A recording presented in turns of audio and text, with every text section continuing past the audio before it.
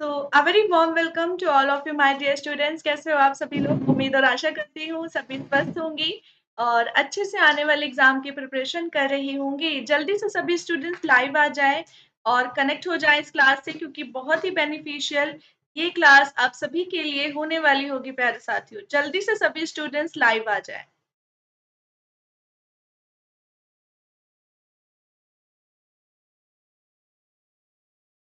Okay, I hope am I audible and visible to everyone. एक बार आप सभी मुझे बताएं कि आप सभी मुझे क्लियरली देख और सुन पा रही हैं।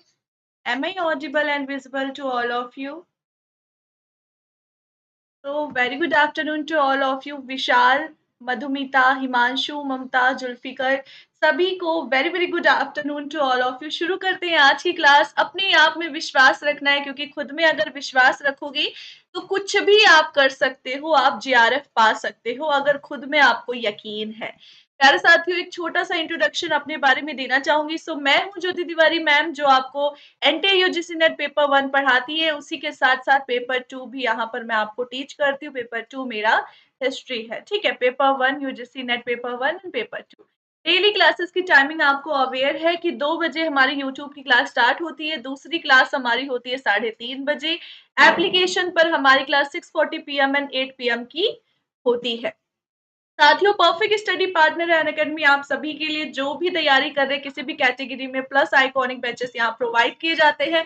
ऑफर चल रहा था जो कि अभी खत्म हो गया सब्सक्रिप्शन का, मगर कभी भी आपको अगर सब्सक्रिप्शन लेना हो अनअकैडमी पे तो जेटी नेट कैपिटल लेटर्स में कोड यूज करके आप सब्सक्रिप्शन पा सकते हैं। शुरू करते हैं आज का पहला क्वेश्चन। मॉक टेस्ट हम लगाने जा रहे हैं। मॉक टेस्ट यानी कि आपको मिक्स मिक्स क्वेश्चन देखने को मिलेंगे। हर यूनिट से आपको कैसे क्वेश्चन भाई, मिक्स क्वेश्चन आपको देखने को मिलेंगे। All right, okay. सो आज का पहला क्वेश्चन आपके समक्ष है। फटाफट क्वेश्चन पढ़े और आंसर करें। Very good afternoon to all of you. जल्दी से क्वेश्चन को पढ़ें एंड आप सभी आंसर करें।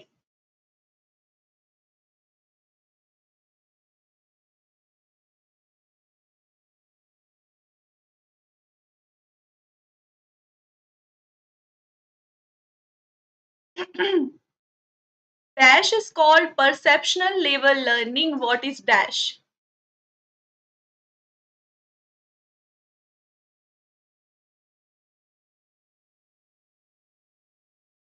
तो what is that? C will be our right answer. Seen to unseen यानी कि जो चीज आपने कभी नहीं की है, जो चीज आपने कभी नहीं की है उसको आप फर्स्ट हैंड एक्सपीरियंस करते हो, तो वो होता है परसेप्शनल लेवल ऑफ लर्निंग। क्योंकि परसेप्शन आपका कब बनेगा?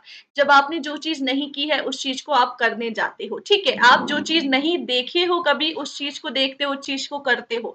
First hand experience. रिसर्च में आप इसको प्राइमरी डाटा कलेक्शन के टाइम यूज करते हो। रिसर्च जब आप करते हो प्यारे साथियों, तो प्राइमरी डाटा कलेक्ट करते हुए हम कौन सा मेथड अप्लाई करते हैं? Seen to unseen. जो नहीं देखा है उस चीज को देखने के लिए आप इंटरव्यू करते हो, आप फर्स्ट हैंड डाटा को कलेक्ट करते हो। इसको आप परसेप्शनल लेवल लर्निंग भी कहते हो। हमेशा याद रखना, बहुत ही इंपॉर्टेंट ये क्वेश्चन आपके एग्जाम में आ सकता है। Next question. What is term in Indian logic of the inherent recognition of indirect fact for adjusting two direct fact inconsistent directed fact?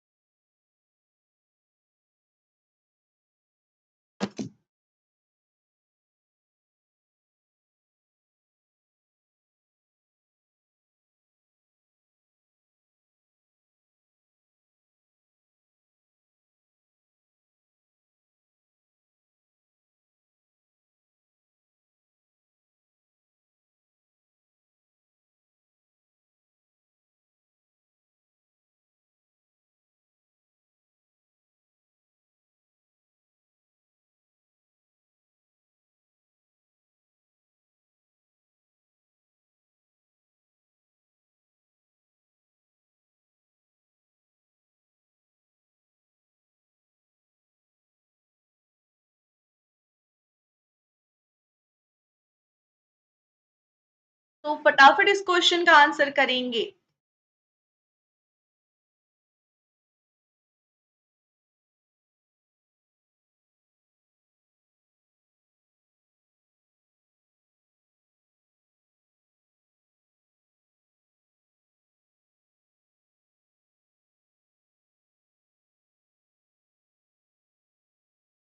What will be our right answer in this question?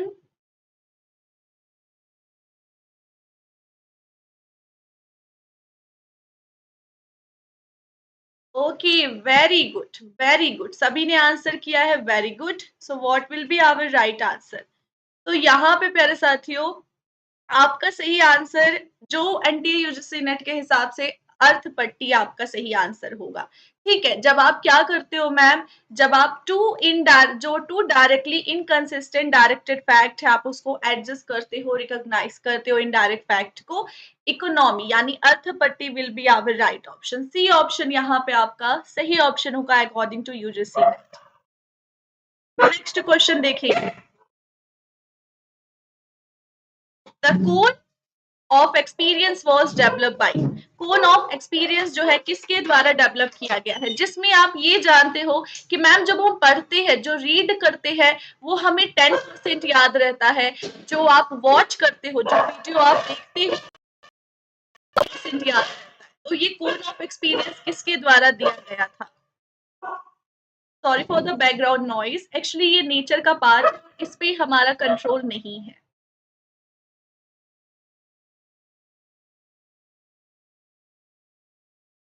Very good. तो what will be our right answer?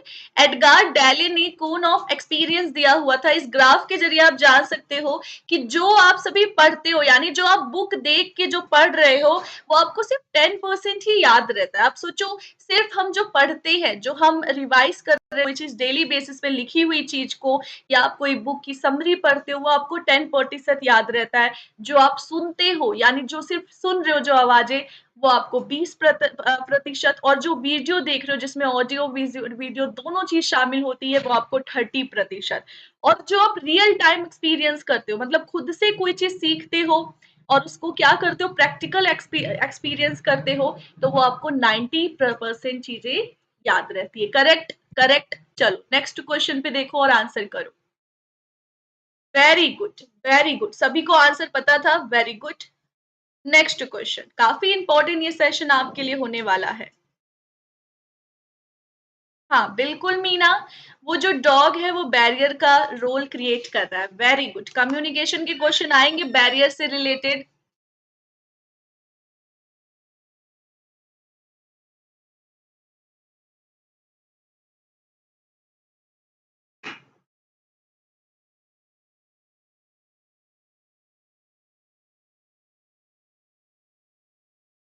तो what will be our right answer?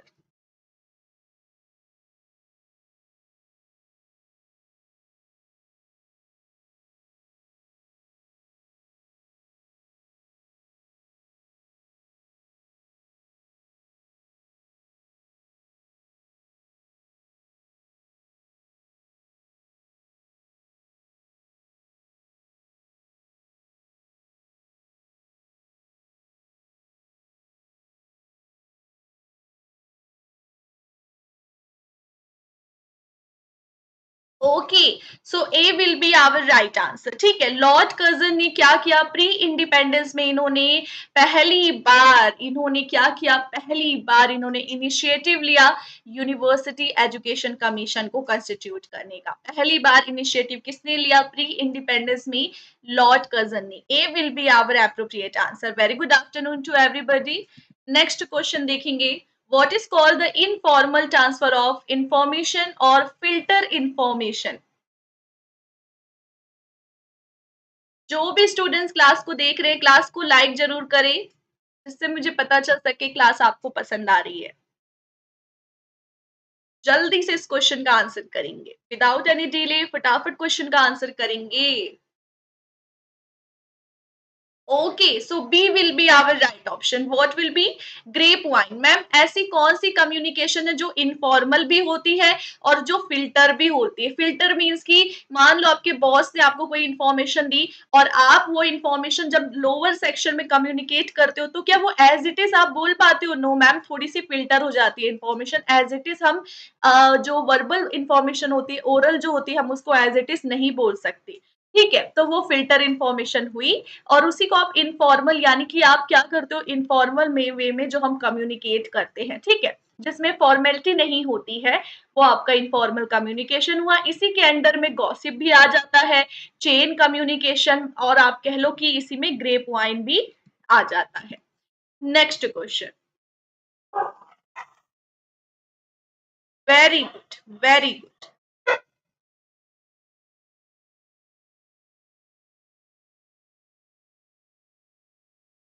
तो जल्दी से फौरन इस question का answer करेंगे। C will be our appropriate answer. What will be our right answer, ma'am? C will be our right option. Call proper ने क्या किया? फॉल्सिफिकेशन दिया, यानी कि जो आप क्या अप्लाई करते हो, फॉल्सिफिकेशन अप्लाई करते हो। किसी चीज को आप कहो कि गलत चीज को सही प्रूफ करने के पीछे जब आप भागते हो या गलत चीज को सही प्रूफ करना चाह रहे हो, वो फॉल्सिफिकेशन। टी.एस. कुन, अच्छा ये फॉल्सिफिकेशन रिसर्च में भी आता है। रिसर्च के जो एथिक्स होते हैं, प्लेगमारिज्म, फैब्रिकेशन और फॉल्सिफिकेशन, ये 3 चीजें आपको हमेशा याद रखनी है रिसर्च में। Alright, T.S.. कुन ने क्या किया प्यारे साथियों? मॉर्फिज्म दिया। एंड पॉल फ्रीहेड ने क्या किया? अगेंस्ट द लॉ दिया। एंड फ्रांसिस बैकून ने प्यारे साथियों जो आपका इंडक्टिव टेक्निक्स है, इन्होंने ये propose. He will be our right option. Next question फटाफट करेंगे नेक्स्ट क्वेश्चन को। अच्छा, सुभाष आपकी फर्स्ट क्लास है, ऑल राइट। जल्दी से इस क्वेश्चन को देखिए ना आंसर करें।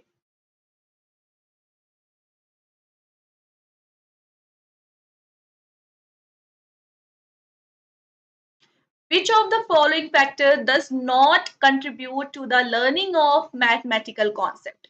जब आप मैथमेटिकल कॉन्सेप्ट को पढ़ रहे हो, आपके भी यूजीसी नेट में मैथमेटिक्स है ना, तो वो कॉन्सेप्ट जब आप पढ़ रहे हो तो कौन सा एक कारक है, कौन सा जो ऑप्शन है वो योगदान नहीं दे रहा है? रियल लाइफ इवेंट को जो आप पढ़ते हो, क्या वो योगदान देता है मैथमेटिक में? बिल्कुल मैम, योगदान तो रियल लाइफ इवेंट भी देते हैं। आप अपने जीवन में मैथ अप्लाई करते हो, दुकान जाते हो, सामान लेते हो, उसमें जो पैसे का लेन-देन होता है, उसमें आप मैथ अप्लाई करते हो, है ना? उसमें भी हम मैथ सीखते हैं। प्यारे साथियों, evaluation of mathematical knowledge present in learner prior of determining the curriculum, ये भी सहयोग करेगा आपके मैथमेटिकल कॉन्सेप्ट को याद करने में। मगर आप मैथमेटिक और हिस्ट्री अगर एक साथ पढ़ोगे, मैथमेटिक में लगता है आपका एनालिसिस दिमाग, ठीक है, जोड़ घटाव लगता है। हिस्ट्री में कैसा है? थ्योरी है। आप सोचो, हिस्ट्री क्या है? प्योरली थ्योरी है। मैथ क्या है मैम? प्रैक्टिकल है। तो इन दोनों का एक साथ आप कर सकते हो, जहां एक तरफ आपको चीजें याद करनी है, जहां दूसरी तरफ चीजें आपको न्यूमेरिकल सॉल्व करनी है। ये दोनों एक साथ कभी आप नहीं कर सकते, नहीं तो बन जाएगी खिचड़ी। तो इसीलिए सी ऑप्शन सही होगा। ये कंट्रीब्यूट नहीं करता है मैथमेटिकल कॉन्सेप्ट को लर्न करते time. Description of concept exponent mathematical life experience, बिल्कुल ये भी सही है। C will be our appropriate answer. Next question. अच्छा, इस ये जो क्वेश्चन है इसके कोड भी अवेलेबल है। नेक्स्ट पेज पे हम इसके कोड को देखेंगे। आप बस ऑप्शन देखो और मन में सोच लो ऑप्शन सही है गलत है।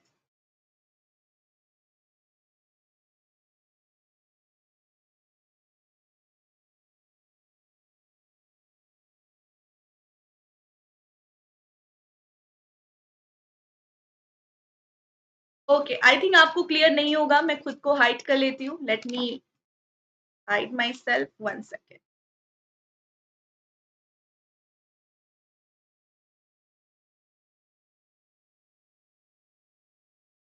ऑल राइट, सो ये आपके पास कोड मौजूद है, फटाफट इस कोड को देख के आंसर करें। इस कोड को देख के आंसर करें। क्या सिर्फ पहला स्टेटमेंट सही है? क्या सिर्फ दूसरा स्टेटमेंट सही है? पहला दूसरा दोनों सही है, या ना पहला सही है ना दूसरा सही है? कौन सा सही आंसर होगा? ओके, तो मोस्ट स्टूडेंट कह रहे मैम सिर्फ पहला ऑप्शन सही है, सिर्फ पहला ऑप्शन सही है, सभी को लगता है। अच्छा, सैयद कह रहे मैम सी होगा, यानी दोनों ऑप्शन सही है। कोई स्टूडेंट कह रहे मैम डी होगा। क्या नेशनल डिजिटल लाइब्रेरी जो है 24/7 online repository fund of all duly digitized academic book stored in academic institution है? नहीं मैम, ये जो आपका फर्स्ट ऑप्शन है ये किसको डिस्क्राइब कर रहा है? इसको यानी कि नेशनल एकेडमिक डिपोजिटरी को डिस्क्राइब कर रहा है, ठीक है। और ये जो सेकंड ऑप्शन है ये किसको डिस्क्राइब कर रहा है ma'am? National digital library of India को डिस्क्राइब कर रहा है। मींस कि ये दोनों का जो डिस्क्रिप्शन है वो आप कह लो कि चेंज कर दिया गया, हेरा फेरी हो गई है डिस्क्रिप्शन में। यानी कि आपका यहाँ पे फोर्थ ऑप्शन सही है, ना पहला ऑप्शन सही है ना दूसरा सही है, मतलब दोनों ऑप्शन यहाँ पे गलत दिए क्योंकि डिस्क्रिप्शन जो है उसको चेंज कर दिया गया है। ये जो एनडीएल है इसका डिस्क्रिप्शन इसमें सेकंड में दिया गया है, नेड का आप कह लो फर्स्ट में दिया गया है। नेड क्या है मैम? नेट में आप सारे एकेडमिक जो भी आपके आप कह लो कि चीजें होती है वो आप डिपॉजिट करते हो, और वही एनडीएल क्या है मैम? सारा डिजिटल लाइब्रेरी इंफॉर्मेशन उसमें सेव होता है। एम आई करेक्ट? ओके, सभी को अंडरस्टूड, क्लियर है सभी को? हाँ, इंटरचेंज हो गया है, ठीक है, सभी को क्लियर है। Next question.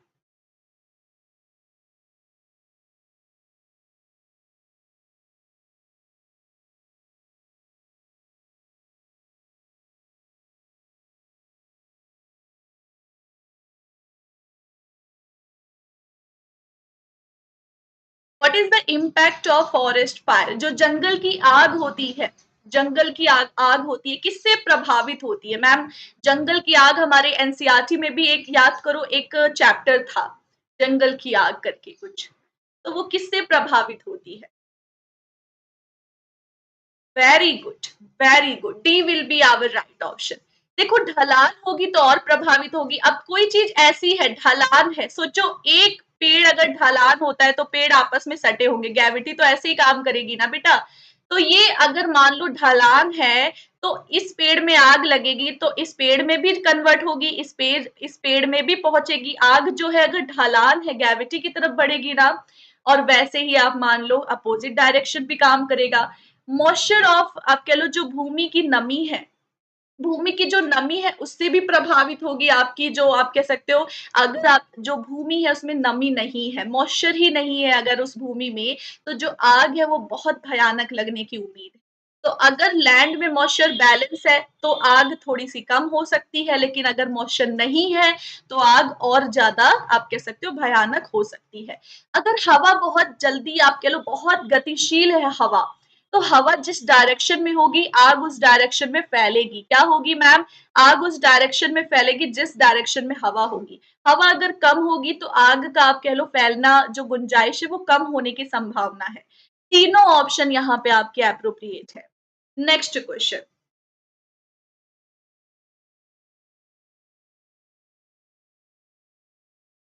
पिंकी जी, भूमि की नमी इसलिए होगा बेटा क्योंकि उसमें ये नहीं लिखा है कि भूमि की नमी ज्यादा होगी तो आग फैलेगी, भूमि की नमी कम होगी तो आग फैलेगी। वहां पे सिर्फ भूमि की नमी लिखी है, हमें ये नहीं बताया गया नमी है कि नहीं है, बस उसमें लिखा है। तो हम यही मान के चलेंगे ना कि भूमि की नमी अगर नहीं हुई तो आग फैलेगी, ठीक है। नेगेटिव सेंटेंस आप सेलेक्ट करिए। नहीं, 1 और 3 नहीं होगा बेटा, दूसरा भी आंसर सही था।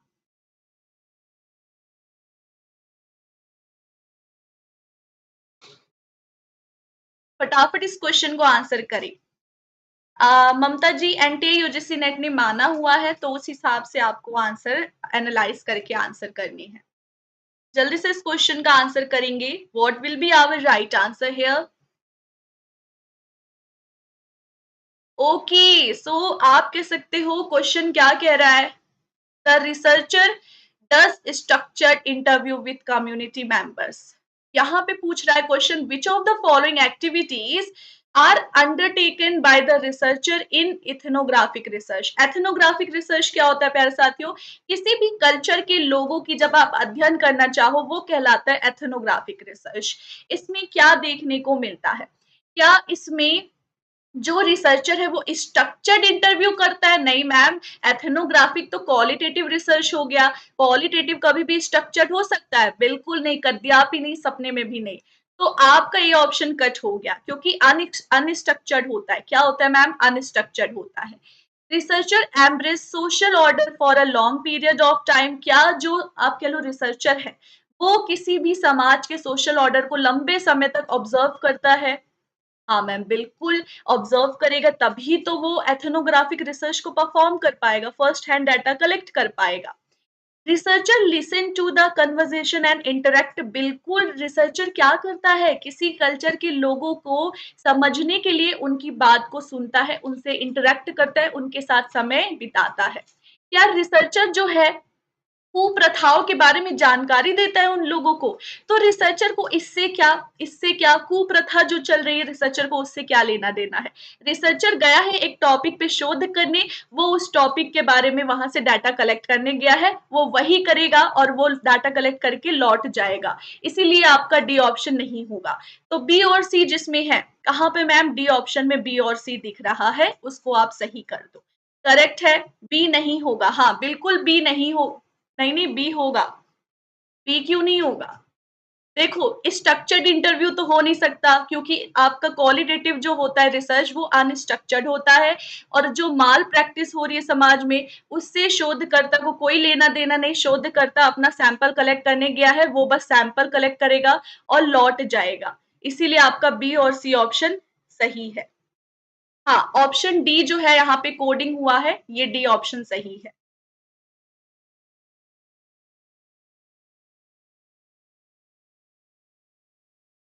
चलो नेक्स्ट क्वेश्चन देखो।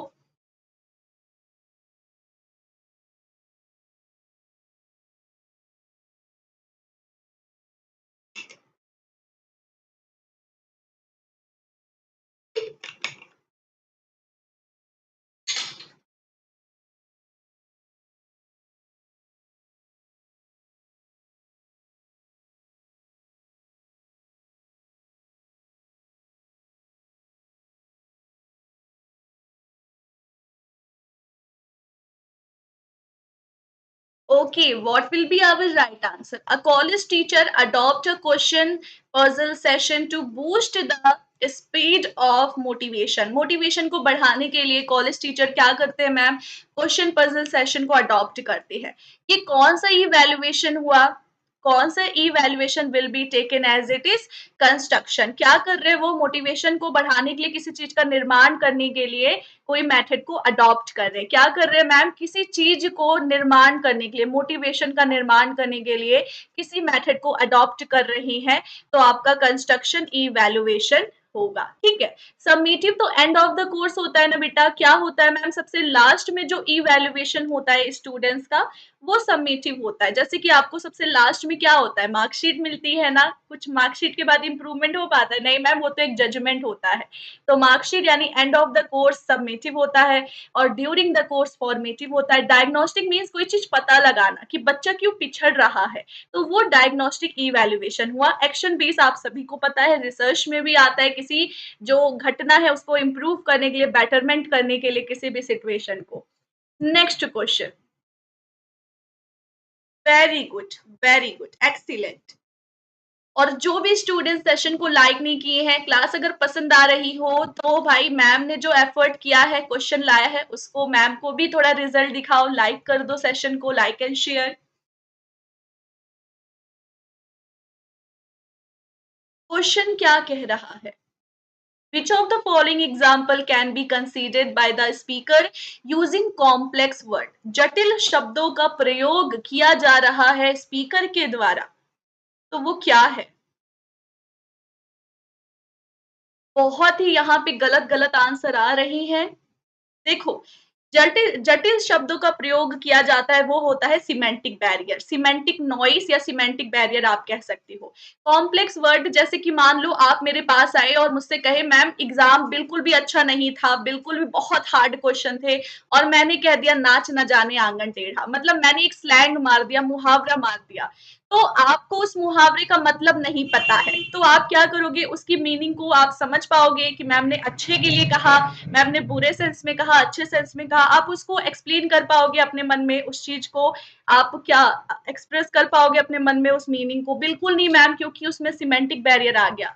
शब्द मैंने ऐसे कठिन कठिन शब्दों या मुहावरे यूज किए, स्लैंग यूज किए, कि आपको वो चीज मीनिंग समझ ही नहीं आई, तो उसमें सिमेंटिक बैरियर आ जाता है। फिजियोलॉजिकल बैरियर शरीर से जुड़ा हुआ बैरियर, जैसे कि आपको सुनने में दिक्कत हो रही हो, कहीं आपको देख नहीं पा रहे हो आप, तो वो शरीर से जुड़ा हुआ बैरियर जो है वो आ जाता है फिजियोलॉजिकल। साइकोलॉजिकल मन से जुड़ा हुआ बैरियर, आप बहुत ज्यादा इमोशनल हो, बहुत ज्यादा आप एंजाइटी रहती है, बहुत ज्यादा आप सोच लो मन में परसेप्शन है, दृष्टिकोण है, कोई पहले से ही आपने एक सोच बना रखी है किसी के लिए, मतलब धारणा बना रखी है, वो सब मनोवैज्ञानिक बैरियर। फिजिकल नॉइस आप सभी को पता है, जब कोई व्यक्ति दूर है किसी व्यक्ति से, फिजिकली स्पेस आ जाता है, इसमें टाइम आ जाता है, तो वो फिजिकल नॉइस है। तो यहाँ पे सिमेंटिक बैरियर यानी कि शब्दों से जुड़ी हुई बाधाएं। तो शब्दों से जुड़ी हुई बाधाएं, चाहे वो आप कह लो जटिल शब्द हो, चाहे वो स्लैंग मुहावरे यूज करना हुआ, या एक शब्द के दो मीनिंग, ठीक है, फॉल्टी ट्रांसलेशन हो गया, या एक शब्द के दो मीनिंग, जैसे कि मैंने कहा फेयर, आपने सुना किसी ने इस फेयर को मेला समझा कि मैम जो फेयर फेस्टिवल लगता है, किसी ने इस फेयर को साफ समझा, क्या समझा, क्लियर। तो एक शब्द के दो मीनिंग भी आप कह लो सिमेंटिक बैरियर, मतलब शब्दों से जुड़ी हुई हर बाधा को आप सिमेंटिक बैरियर कहोगे। Am I clear? सभी को क्लियर है?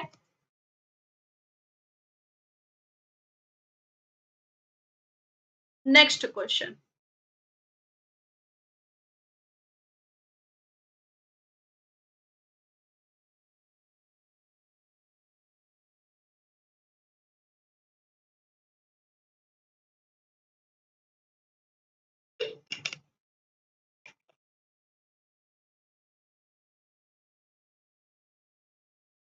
So what will be our right answer in this question?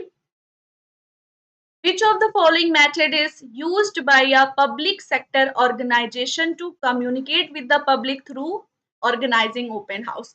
देखो भाई, वोटिंग का टाइम चल रहा है ना, चुनाव का टाइम आ रहा है, तो ये ओपन हाउस मीन्स क्या होता है कि मैम एक टेंट लगाए और बस जिसका भी मन हुआ, जिस भी पब्लिक का मन हुआ, वो उस चीज में शामिल हो सकती है, उस विचार जो वहां पे शेयर हो रहा है, जो भी वहां स्पीकर जो बोल रहा है, कोई भी पब्लिक उसमें शामिल होकर उस चीज को सुन सकती है, वो होता है ओपन हाउस, आप कह लो। जो मतलब एक जो कम्युनिकेशन वाला ओपन हाउस ऑर्गेनाइज होता है, उसमें कोई भी शामिल हो सकता है, कोई लिमिट नहीं है कि आपके पास इनविटेशन कार्ड हो तभी आप जा सको। इसमें एक प्रोपोगेंडा होता है, कोई मकसद होता है कि नहीं, मोटिव होता है कि नहीं, कि हम ऑडियंस के पास ये इंफॉर्मेशन को पहुंचा सके, एक उद्देश्य होता है, हमेशा प्रोपोगेंडा होता है ओपन हाउस में। ऐसे ही भाई कोई थोड़ी है कि आपका भला करने के लिए वो आके ग्रुप में खड़ा हो गया और कुछ भी बोले जा रहे, नहीं, हमेशा कोई मोटिव होता है, मोटिव अच्छा भी हो सकता है, आपको आप कह लो इन्फ्लुएंस करना भी हो सकता है और बुरा भी हो सकता है ना। यहाँ पे पहले तो मैं बता दूं, ए ऑप्शन सही है। लॉबिंग, नो मैम, लॉबिंग नहीं होगा इसमें, क्योंकि आप तो ये ओपन हाउस कर रहे हो, पूरा एरिया ओपन रहेगा। पब्लिक कांटेक्ट, जी मैम, ओपन हाउस में तो लार्जर नंबर ऑफ पब्लिक जो है कांटेक्ट करती है, ठीक है, आती है आपके समक्ष, आपके जो भी स्पीच है उसको सुनती है, तो लार्ज नंबर ऑफ जो पब्लिक है एक्सपोजर आपको मिलता है। इमेज क्रिएशन, आप क्या कर रहे हो, अपनी इमेज को बुल्ड कर रहे हो, अपनी इमेज को बुल्ड कर रहे हो, जैसे चुनाव का टाइम आ रहा है, चुनाव में जब भी ओपन हाउस कम्युनिकेशन होगा, कहीं एक जगह टेंट लगा के वो जो प्रतियोगी है वो अपनी भाषण देगा, उसमें एक मोटिव होता है, धारणा होती है, प्रोपोगेंडा होगा। पब्लिक के जरिए आप कह लो पब्लिक कांटेक्ट बनाना चाह रहा है, पब्लिक के बीच में एक्सपोजर पाना चाह रहा है और अपनी इमेज को बुल्ड करना चाह रहा है, तो ए ऑप्शन यहाँ पे अप्रोप्रिएट होगा। Very good afternoon to all of you. जल्दी से इस क्वेश्चन का आंसर करेंगे।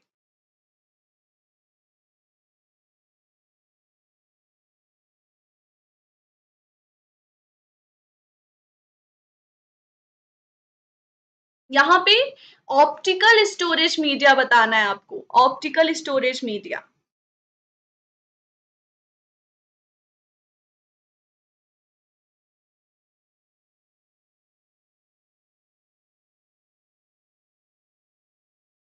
Very good. Very good. So what will be our right answer here?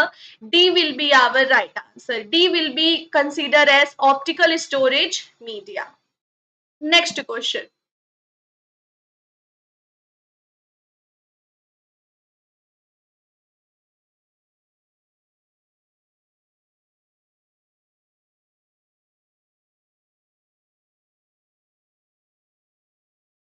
Okay. Information technology is rapidly becoming a very large important area in India.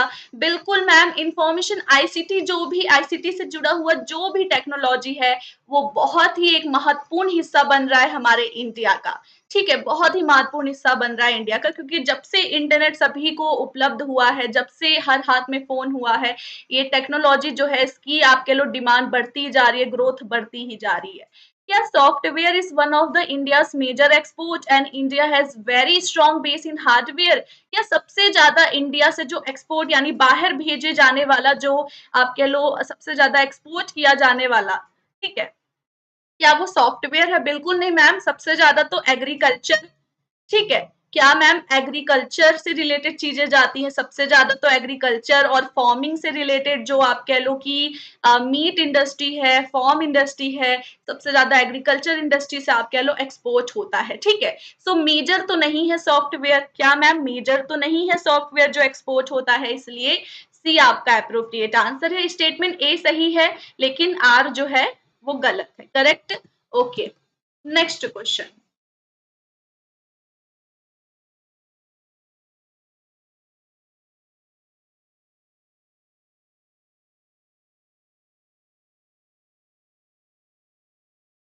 I hope आपको options visible हैं, और in case अगर ना दिख रहा हो तो मैं खुद को हाइड कर लेती हूँ। 1 सेकेंड।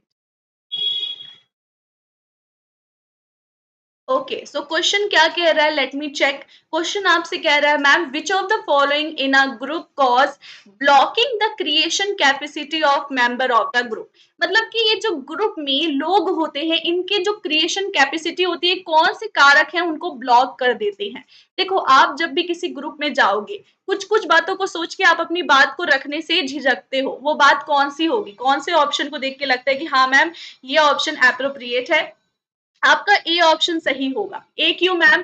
जब भी हम ये सोचते हैं कि हमें उस ग्रुप के हर एक लोगों की सहमति बनाए रखनी जरूरी है, तो आप क्या करोगे? अपनी बात को रखने से झिझकोगे, क्योंकि हमेशा जब भी कोई विचार होता है, जरूरी नहीं कि सभी उससे सहमत हो, और आप यही सोच के कि सभी सहमत नहीं होंगे, इस वजह से अपनी बात ही नहीं रखोगे। ठीक है, तो इस वजह से बात ही नहीं रखोगे। तो आपका पहला ऑप्शन क्या करता है? ब्लॉक करता है, आपकी क्रिएशन कैपेसिटी को ब्लॉक करता है। जब आप ये सोचते हो कि लोग उससे सहमत नहीं होंगे, और भाई आप भेड़ चाल चलना चाह रहे हो कि सभी सहमत होंगे, मैं वही बात बोलूंगा, मतलब वही ना गाना है ना, तुमको जो पसंद वही बात कहेंगे, तुम दिन को दिन कहो हम दिन कहेंगे, मतलब रात को दिन कहो तो दिन कहेंगे। मतलब आप भेड़ चाल चलना चाह रहे हो, जिससे आपकी क्रिएशन कैपेसिटी ब्लॉक हो रही है। तो ए ऑप्शन आएगा आएगा। Thinking free from fear of becoming comic character, मतलब आप इस बात से डर ही नहीं रहे हो कि लोग आपका मजाक उड़ाएंगे, फिर आप अपनी बात को अच्छे से रख पा रहे हो, तो ये तो अच्छी बात है। ये ब्लॉग थोड़ी कर रहा है क्रिएशन कैपेसिटी, ये तो बढ़ा रहा है, जब आप कोई मन में वही नहीं है आपके कि लोग जज करेंगे, तो ये तो आप अच्छे से बात रख सकोगे। Respect for each other thought, जब ये रिस्पेक्ट वाला वर्ड आप सोचोगे मैम ये तो पॉजिटिव वर्ड है, बेटा ये याद रखना, ये जो रिस्पेक्ट है ना, लाखों लोग इस वजह से अपनी बातों को बंद मुंह मतलब ऐसे चुप्पी साध लेते हैं रिस्पेक्ट के चक्कर में। जैसे आप कहीं भी अपने ही परिवार में, बाहर भी, किसी भी ग्रुप में आप रहो, आप देखोगे कि कुछ बुरा हो रहा है, वो लोग कुछ गलत कह रहे हैं, किसी के कास्ट पे जा रहे हैं, किसी के कुछ पे जा रहे हैं, उनके विचार गलत है, मगर आप ये सोच के कि मैं वो बड़े हैं, मैं उनका डिसरिस्पेक्ट हो जाएगा, इस वजह से आप अपनी बात को रखने से झिझकते हो, तो वो क्रिएशन कैपेसिटी को ब्लॉक करता है। जो आप रिस्पेक्ट करते हो, रिस्पेक्ट अच्छी चीज है, मगर अपने विचार तो रखने चाहिए ना। तो आपका थर्ड ऑप्शन यहाँ पे आ जाएगा। Criticism toward person idea of being untrue, मतलब कि किसी व्यक्ति का विचार असत्य होने की दिशा में आलोचना। तो ये ऑप्शन आने की आप कह सको मैम, ये ऑप्शन आ सकता है क्या? मैं बोलूंगी हाँ, ये भी ऑप्शन सही है, क्रिटिसिज्म। अगर आप सोचो कि अगर ये जो चीजें हैं ब्लॉक करती है ना क्रिएशन कैपेसिटी, जब हम क्या करते हैं, हमें ये डर होता है कि कहीं कोई हमें क्रिटिसाइज ना करे, कहीं हमें कोई क्रिटिसाइज ना करे, तो ये भी सही है। मगर आप ये बताओ, कहीं भी एक के साथ फोर दिया है क्या? कहीं भी कोडिंग में वन के साथ फोर दिया है क्या? नहीं मैम, वन के साथ फोर नहीं दिया है। तो ये क्या है, एंटी यूजीसी नेट हमेशा आपके साथ एक गेम खेलता है। एक जो सही आंसर होता है, ठीक है, एक जो सही आंसर होता है कभी भी उसको वो कोड में नहीं शामिल करता ताकि बच्चे कंफ्यूज हो जाएं और ये जो फोर्थ ऑप्शन है ये डिफरेंट डिफरेंट कोडिंग को सेलेक्ट कर दे। एम आई करेक्ट और नॉट? एनटी यूजीसी नेट ऐसा करता है कि नहीं करता? एक सही कोड को हमेशा वो आंसर वाले ऑप्शन में सेलेक्ट ही नहीं करेगा ताकि बच्चे इस ऑप्शन के साथ घूमते रह जाएं और वो गलत आंसर को सेलेक्ट कर ले। इसीलिए आपका यहाँ पे थर्ड ऑप्शन सही होगा। थर्ड ऑप्शन हमेशा सही होगा। आपको ये नहीं देखना है कि मैम कौन से ऑप्शन सही है, आपको ये देखना है कौन से ऑप्शन मोस्ट अप्रोप्रिएट है। मोस्ट अप्रोप्रिएट है, माई राइट और not? Most appropriate option. Question, ex officio chairperson of distance education council कौन होते हैं? डिस्टेंस एजुकेशन काउंसिल के एक्स ऑफिशियो चेयरपर्सन। फटाफट आंसर करेंगे।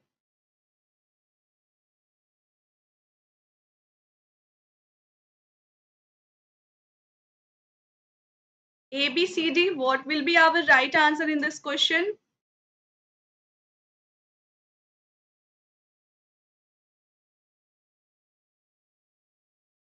Very good, very good.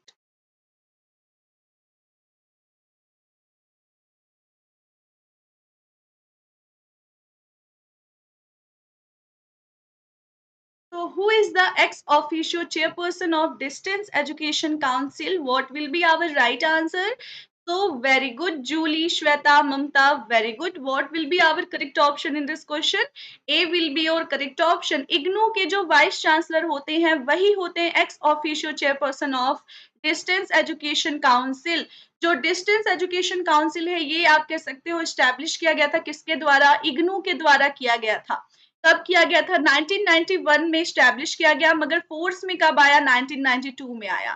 ठीक है, 1992 में ऑपरेशन में आया लेकिन स्टैब्लिश इग्नू के द्वारा 1991 में किया गया था। Ex officio chairperson vice chancellor होते हैं जो कि इग्नू के होते हैं।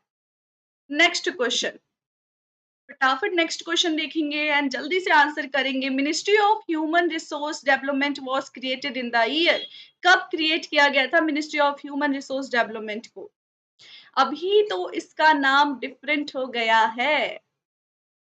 पहले एमएचआरडी के अंदर ही आपका एजुकेशन आ जाता था, मगर अब मिनिस्ट्री ऑफ एजुकेशन अलग से आ गया है। ठीक है, न्यू एजुकेशन पॉलिसी में। जल्दी से इसका आंसर करेंगे। Very good Madhumita.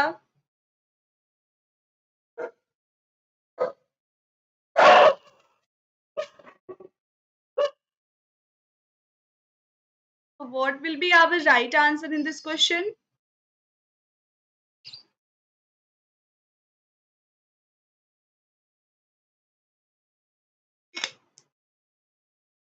Very good Radhe. तो प्यारे साथियों, ministry of human resource development कब क्रिएट किया गया था? 1985 में किया गया था। कब क्रिएट किया गया था? आप कहोगे मैम 1985 में मिनिस्ट्री ऑफ एजुकेशन को क्रिएट किया गया था। Next question, government has set a target to increase the gross enrollment ratio in higher education to 30% by the year। ये न्यू एजुकेशन पॉलिसी से पहले का आप कह सकते हो जो टारगेट सेट किया गया था कि हम जो जीईआर है वो हायर एजुकेशन में 30% अचीव करेंगे। तो वो कौन से ईयर का टारगेट था? अभी अगर न्यू एजुकेशन पॉलिसी की बात करें तो न्यू एजुकेशन पॉलिसी में हायर एजुकेशन में जो जीईआर डिसाइड हुआ है, ठीक है, gross enrolment ratio higher education में डिसाइड हुआ है। न्यू एजुकेशन पॉलिसी की बात करें तो वो हुआ है 50% अचीव करने की बात की गई है। टारगेट ईयर है 2035। मगर न्यू एजुकेशन पॉलिसी से पहले की बात हो रही है। न्यू एजुकेशन पॉलिसी के पहले की बात हो रही है कि 30% किस ईयर में अचीव करने की बात की गई है। नहीं राधे, 2030 नहीं होगा क्योंकि अब न्यू एजुकेशन पॉलिसी आ गई है तो 2030 तो बहुत अपडेटेड डाटा हो गया। 2020 तक अचीव करने की बात की गई थी before the new education policy 30% gross enrolment ratio higher education में। ठीक है, अब लेकिन नई एजुकेशन जो पॉलिसी आई है, नई न्यू एजुकेशन पॉलिसी, उसमें कहा गया है कि हमें gross enrolment ratio higher education में 50% बढ़ा देना है बाय द ईयर 2035। ठीक है, next question, Which of the following personalities was the first chairman of UGC? UGC जब बना था 1953 में, ठीक है, 1953 में UGC बना था, तो फर्स्ट जो चेयरमैन थे वो कौन थे? 1953 में UGC बना, 1956 में UGC को आप कह सकते हो एक्ट ऑफ पार्लियामेंट द्वारा स्थापित किया गया, ठीक है, एक्ट ऑफ पार्लियामेंट द्वारा स्थापित किया गया यूजीसी को। तो 1953 में कौन थे चेयरमैन, पहले चेयरमैन?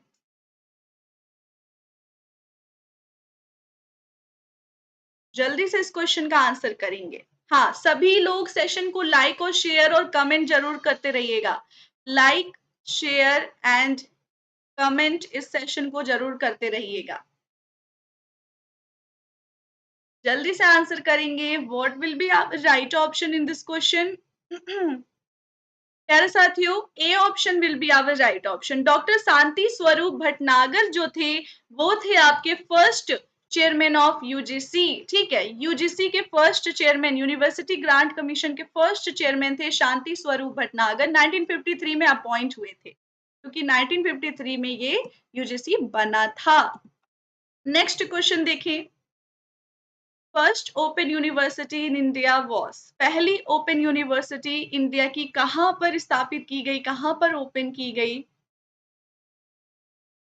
ABCD, और मुझे नाम भी बताएं, ईयर भी बताएं। सभी स्टूडेंट नाम के साथ साथ ईयर भी मेंशन करें कि मैम ये उस यूनिवर्सिटी का नाम है और इस साल ओपन की गई थी। काफी इंपॉर्टेंट ये क्वेश्चन है, फटाफट इस क्वेश्चन का आंसर करेंगे। ABCD, what will be our right option in this question? Very good आरती।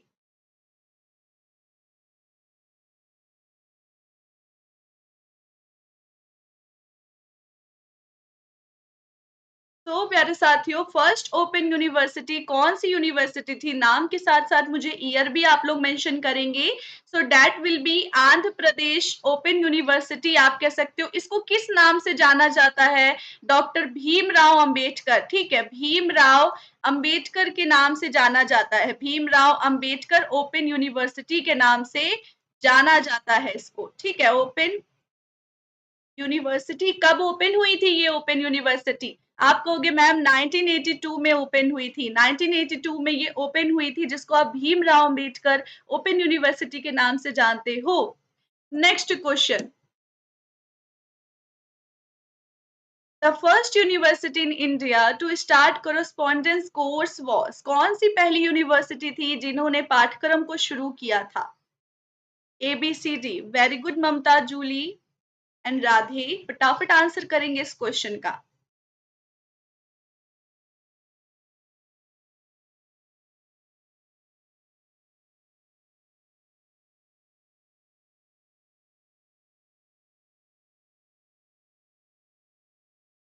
कौन सी यूनिवर्सिटी थी जिन्होंने कोरस्पॉन्डेंस कोर्स को स्टार्ट किया था? First university of India. Very good, very good. Class को लाइक और कमेंट बराबर से सभी को करना है। तो what will be our right option? हाँ, बिल्कुल सी होगा, सी होगा। सभी स्टूडेंट कह रहे हैं मैम दिल्ली यूनिवर्सिटी ने जो आप कह सकते हो कोरस्पॉन्डिंग कोर्स को स्टार्ट किया था, दिल्ली यूनिवर्सिटी ने, ठीक है। दिल्ली यूनिवर्सिटी ने आप कह सकते हो कब इंट्रोड्यूस किया? 1962 में इंट्रोड्यूस किया। यहाँ पे काफी कोर्सेज को इंट्रोड्यूस किया गया, ठीक है, काफी कोर्सेज को इंट्रोड्यूस किया गया नॉलेज और प्रोफेशनल कॉम्पिटेंस को इम्प्रूव करने के लिए। फटाफट नेक्स्ट क्वेश्चन देखेंगे जल्दी से। The rank of India in terms of enrolment in higher education institution is, India किस स्थान पर आता है हायर एजुकेशन में एनरोलमेंट के रिलेटेड? किस स्थान पे आता है? First, second, third, fourth? What will be our right option?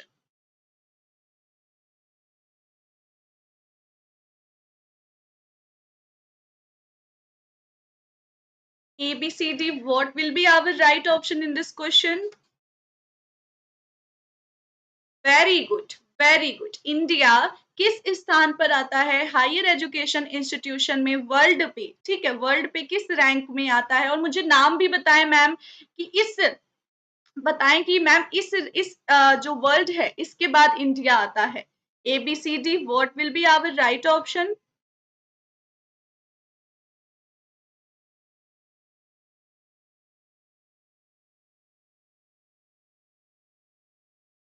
Okay, India किस पे आता है? थर्ड रैंक पे आता है। ठीक है, थर्ड रैंक पे आता है। चाइना एंड यूएसए के बाद हमारा इंडिया आता है। चाइना एंड यूएसए के बाद इंडिया आता है थर्ड रैंक पे। इनरोलमेंट इसका हायर एजुकेशन इंस्टीट्यूशन में बहुत ज्यादा है, लेकिन ये थर्ड रैंक पर आता है प्यारे साथियों। नेक्स्ट क्वेश्चन देखेंगे फटाफट और जल्दी से आंसर करेंगे without any delay. The national knowledge commission, a high level advisory body to Prime Minister of India, was the objective of transforming India into a knowledge society was set up in the year. जो national knowledge commission था वो कब आप कह सकते हो startup किया गया था? कब स्टार्ट किया गया था नेशनल नॉलेज कमीशन, जिसको आप एनकेसी भी बोलते हो? ठीक है, कब स्टार्ट किया गया था? वेरी गुड आफ्टरनून चंदा।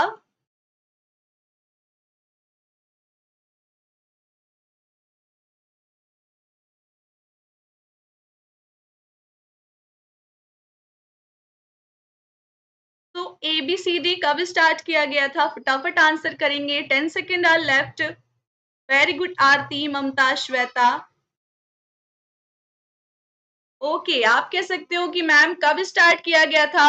2005 में। ठीक है, 13 जून 2005 में प्राइम मिनिस्टर द्वारा आप कह सकते हो जो नेशनल नॉलेज कमीशन था उसको स्टार्ट किया गया था। It is a high level advisory body. High level advisory body है। ऑब्जेक्टिव इसका उद्देश्य क्या था कि इंडिया को ट्रांसफॉर्म कर सके, सोसाइटी में नॉलेज को प्रवाहित कर सके, इसीलिए इसको स्टार्ट किया गया था नेशनल नॉलेज कमीशन को। नेक्स्ट क्वेश्चन देखेंगे। The concept of countrywide network for higher education that would allow students the flexibility to design their own curriculum and combine subject of their choice basically of। ऐसा आप कह सकते हो, ऐसा देशव्यापी network की अवधारणा जो छात्रों को अपने स्वयं के पाठ्यक्रम को डिजाइन करने और अपनी पसंद के विषयों को संयोजित करने की सुविधा प्रदान करेगी, मूल रूप से वो क्या कहलाती है? अगर ऐसा कोई आप कह सकते हो पॉसिबिलिटी है जहां पे आप अपना कैरिकुलम खुद ही डिजाइन कर सको कि आपको क्या क्या पढ़ना है, कौन कौन से चैप्टर्स को पढ़ना है, तो वो क्या कहलाएगा? उसकी जो आप कह सकते हो प्रस्तावना दी गई है, उसका नाम क्या कहलाता है वो?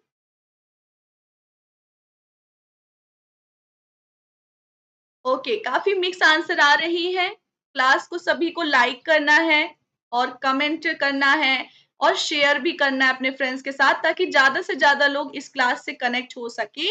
तो वो कहलाएगा मेटा यूनिवर्सिटी। मेटा यूनिवर्सिटी एक ऐसा प्रस्ताव देती है कि आप अपने कैरिकुलम को, जो पाठ्यक्रम है, आप उसको खुद डिजाइन कर सकते हो। मतलब आपको कौन से लेसन को रखना है, कौन से चैप्टर्स को रखना है, आप खुद डिजाइन करोगे। अपनी चॉइस से अपने सब्जेक्ट को आप कह सकते हो डिजाइन कर सकते हो। अलाउ करती है मेटा यूनिवर्सिटी। ठीक है, meta university will be our right answer. Next question देखिए। Very good afternoon Rashmi and Lovely. The concept of meta university was propounded by, किसने मेटा यूनिवर्सिटी का कॉन्सेप्ट दिया था? मेटा यूनिवर्सिटी जस्ट हमने डिस्कस किया कि जहां पे आपको ये फ्रीडम है कि आप अपने चॉइस के कैरिकुलम को निर्धारित कर सकते हो, डिजाइन कर सकते हो।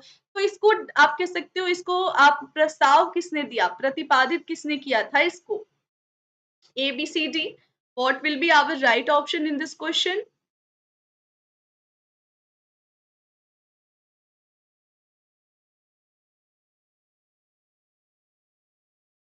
क्लास को इतने सारे स्टूडेंट देख रहे हैं मगर लाइक इतने कम है क्लास को। क्यों भाई, लाइक क्यों नहीं कर रहे हो आप सभी क्लास को? इतने सारे स्टूडेंट्स क्लास को देख रहे हैं मगर लाइक इतने कम। तो what will be our right answer in this question?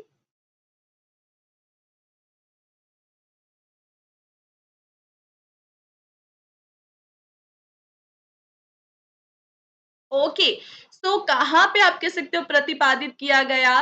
That will be Massachusetts Institute of Technology. A will be your right option. India में किसके द्वारा किया गया अनाउंस? तो मनमोहन सिंह द्वारा किया गया, ठीक है। मनमोहन सिंह द्वारा अनाउंस किया गया था इंडिया में। मगर प्यारे साथियों, जो आप कह सकते हो चार्ल्स वेस्ट थे, प्रेसिडेंट थे, आप कह सकते हो अमेरिका में जो इंस्टीट्यूट था मैसाचुसेट्स इंस्टीट्यूट ऑफ टेक्नोलॉजी, वहां पे इसको क्या किया गया था, प्रोपाउंड किया गया था। पहली बार उन्होंने अपने स्पीच में मेंशन किया था मेटा यूनिवर्सिटी के बारे में, और इंडिया में मनमोहन सिंह द्वारा अनाउंस किया गया, ठीक है, कि मेटा यूनिवर्सिटी का प्रस्ताव रखा जाए, जहां पे डिफरेंट डिफरेंट आप कह सकते हो डिफरेंट डिफरेंट सब्जेक्ट्स जो स्टूडेंट्स है अपनी इच्छा अनुसार डिजाइन कर सके। नेक्स्ट क्वेश्चन देखें। The university with NAAC A grade and 10 years of standing can get financial support from UGC for innovative teaching or educational programs. These university are also known as, जो NAAC है, जो जिसको A grade देती है, ठीक है, NAAC यानी कि जो एक असेसमेंट टीम होती है जिसको ए ग्रेड देती है, तो वो आप कह सकते हो उसको फाइनेंशियल सपोर्ट भी देना होता है यूजीसी इनोवेटिव टीचिंग के लिए, एजुकेशनल प्रोग्राम के लिए। वो यूनिवर्सिटी किस नाम से जानी जाएगी? किस नाम से वो यूनिवर्सिटी जानी जाएगी? सभी मुझे नैक का फुल फॉर्म बताएं, और ये भी बताएं आप जिस यूनिवर्सिटी से पढ़ रहे हो उसको नैक ने कौन सा ग्रेड दिया है, कौन सा ग्रेड दिया है। बिल्कुल अंजलि, अब की बार क्वालिफाई होगा। पूरी मेहनत से आप किसी एग्जाम की तैयारी करोगे तो जरूर क्वालिफाई होगा। सी ऑप्शन अगर नहीं दिख रहा है तो सी ऑप्शन कह रहा है सेंट्रल यूनिवर्सिटी, है ना, और डी ऑप्शन कह रहा है नन ऑफ द अबव। चलो, what will be our right option? That will be innovation university कहा गया है। नैक ने जिसको ए ग्रेड दिया है, नैक ने जिसको ए ग्रेड दिया है, 10 साल का आप कह सकते हो, वो आप उसको फाइनेंशियल सपोर्ट मिलेगा यूजीसी से इनोवेटिव टीचिंग के लिए, नए तरीके से टीचिंग के लिए और एजुकेशनल प्रोग्राम को इंट्रोड्यूस करने के लिए यूनिवर्सिटी में, उस यूनिवर्सिटी को हम इनोवेशन यूनिवर्सिटी कहेंगे। नैक का फुल फॉर्म किसने बताया अभी तक? किसी ने नैक का फुल फॉर्म नहीं बताया अभी तक, ऐसा क्यों भाई? In which of the following countries the Humboldtian concept of university education originated? फटाफट आंसर करेंगे।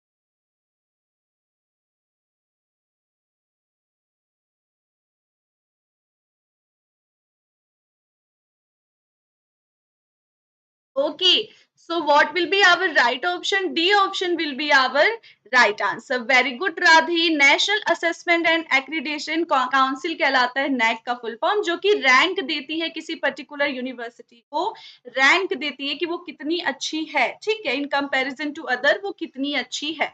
हम्बोल्टियन की आप कह सकते हो कॉन्सेप्ट ऑफ यूनिवर्सिटी एजुकेशन किसने, कहाँ से ओरिजिनेट हुआ? जर्मनी से हुआ। कहाँ से ओरिजिनेट हुआ प्यारे साथियों? जर्मनी से हुआ, हमेशा याद रखना है आपने। नेक्स्ट क्वेश्चन देखेंगे। The major concept underline distance education is, जो डिस्टेंस एजुकेशन ऑफर किया जाता है उसके अंदर जो मेजर आप कह सकते हो कॉन्सेप्ट अवधारणा क्या है? हम डिस्टेंस एजुकेशन क्यों ऑफर करते हैं स्टूडेंट्स को? मेजर अवधारणा क्या है उसके पीछे? बहुत ही ये अच्छा क्वेश्चन है और बेनिफिशियल आप कह सकते हो ये क्वेश्चन, क्या पता आने वाले एग्जाम में आपसे पूछा जाए। डिस्टेंस एजुकेशन का सबसे आप कह सकते हो जो मेजर कॉन्सेप्ट है जो लाया गया जिस वजह से, वो क्या है? A B C D.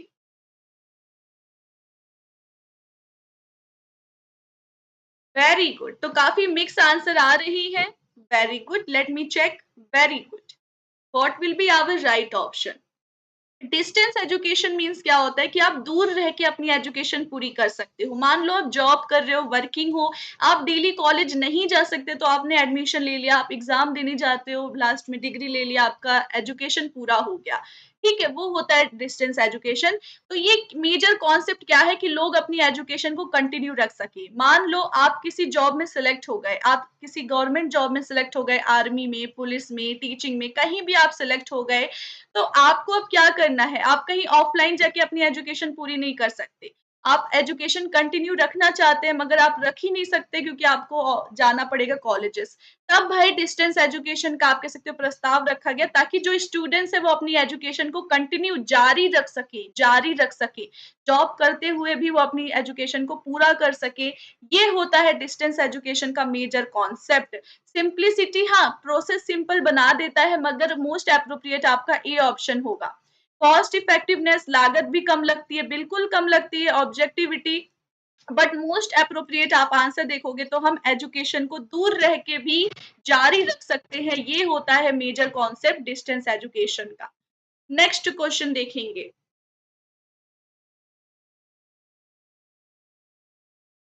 The course content of professional degree emphasise on. Course content of professional degree emphasise on, जो प्रोफेशनल डिग्री आपको दी जाती है उसका आप कह सकते हो कौन, जो आप कह सकते हो किस पे जोर देता है, किस पे बल देता है वो प्रोफेशनल डिग्री। जल्दी से इस क्वेश्चन का आंसर करेंगे।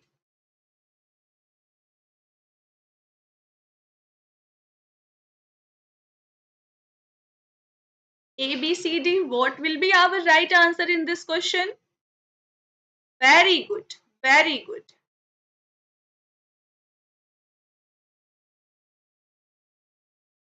बिल्कुल, बिल्कुल, प्रोफ़ेशनल डिग्री क्यों दी जाती है? प्रोफ़ेशनल डिग्री यानी कि जहाँ पे आपके स्किल को बढ़ाने की बात की जा रही है, जहाँ पे आपके स्किल को बढ़ाने की बात की जा रही है, जहाँ पे आपको प्रैक्टिकल एनालिसिस कराया जाएगा। जैसे कि वोकेशनल डिग्री आई है मार्केट में, ठीक है? वोकेशनल डिग्रीज़ आई है। ठीक है, वोकेशनल सब्जेक्ट आया है, जैसे मैंने भी एक कोर्स किया था, बी वॉक इन टूरिज्म मैंने किया है, bachelor in vocational degree tourism में, ठीक है। इसमें क्या ऑफर की जाती है? इसमें कहा जाता है आपको 60% प्रैक्टिकल कराया जाएगा कोर्स में और 40% आपको थ्योरी दी जाएगी, ठीक है? 40% आपको थ्योरीज़ कवर की जाएगी। तो इसमें किस पर जोर दी जाती है? प्रोफेशनल डिग्री में आपको स्किल सिखाया जाता है, आपको प्रैक्टिकल एक्सपोज़र दिया जाता है, ना कि आपको वो जो पुरानी घिसी-पिटी जो थ्योरी क्लासेस होती थी, वो उस पर फ़ोकस की जाती है, नहीं। आपको प्रैक्टिकल एक्सपीरियंस, आप कैसे रियल ज़िंदगी में, ठीक है, समाज में आप जॉब को हासिल कर सकते हैं, उससे जुड़े हुए स्किल को, सॉफ्ट स्किल, टेक्निकल स्किल आपको सिखाए जाते हैं। A will be our right option. Theory and research तो ट्रेडिशनल जो टीचिंग चल रही है वैसी होती है, बिल्डिंग कॉन्सेप्ट तो ट्रेडिशनल ही है। तो इसीलिए A will be your right option, skill पर जोर दिया जाता है। Very good. नेक्स्ट क्वेश्चन देखेंगे। Number of universities at a time of independence was, जब भारत आजाद हुआ था तो उस टाइम यूनिवर्सिटी की संख्या अप्रोक्स कितनी थी? सभी क्लास को लाइक करेंगे, ठीक है, सभी क्लास अगर अच्छी लग रही हो क्योंकि इतनी मेहनत से मैम आपके लिए क्वेश्चन लाई है, तो क्लास पसंद आती हो तो लाइक जरूर किया करें क्लास को। तो आजादी के टाइम भारत में लगभग कितनी यूनिवर्सिटी थी? कितनी यूनिवर्सिटी थी? A B C D. अगर प्रेजेंट की बात करें तो 1000 से भी ज्यादा यूनिवर्सिटी अभी आप देखने को मिल जाए।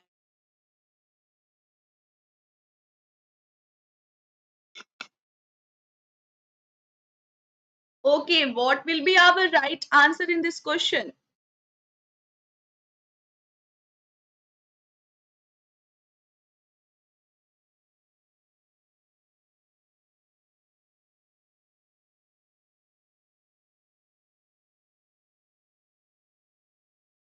ओके, सो कितनी यूनिवर्सिटी थी आजादी के बाद भारत में? आप कह सकते हो आजादी के टाइम 20 यूनिवर्सिटी थी। कितनी? बस 20 यूनिवर्सिटी ही थी भारत में आजादी के टाइम। नेक्स्ट क्वेश्चन देखेंगे। Networking of libraries through electronic media is called, जो हम अपने लाइब्रेरी को इलेक्ट्रॉनिक मीडिया से कनेक्ट कर देते हैं तो वो क्या कहलाता है? वो क्या कहलाता है? हाँ, बिल्कुल ममता, प्रेजेंट में आप कह सकते हो 1000 से भी ज्यादा है। फटाफट आंसर करेंगे। अगर हम लाइब्रेरी को इलेक्ट्रॉनिक मीडिया से कनेक्ट कर देते हैं, नेटवर्किंग कर देते हैं, तो वो क्या बन जाता है?